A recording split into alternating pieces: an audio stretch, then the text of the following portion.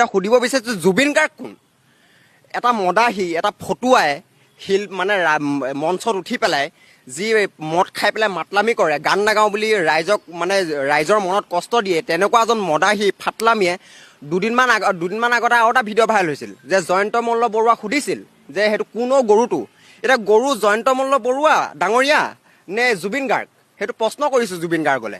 এজন ৰাইজৰ শিল্পী, এজন গণশিল্পীক এতিয়া কথাটো হৈছে গণশিল্পী যেতিয়া তেওঁৰ গণশিল্পী বুলি ৰাইজে যেতিয়া ৰাজীৱ শদিয়া ককাইদেউক ক'লে, জুবিন গাৰ্গে আচলতে জ্বলিছে। জুবিন গাৰ্গে এতিয়া ভাবিছে এইবিলাকতো, জুবিন গাৰ্গে এনেকুৱা ফটোৱামি এটা কথা কৈছে যে জাতিৰ কাৰণে ময়ো গান গাইছোঁ। আপুনি জাতিৰ কাৰণে গান গাইছে, আপোনাৰ নিচিনা মদ খাই মাতলামি কৰা নাই।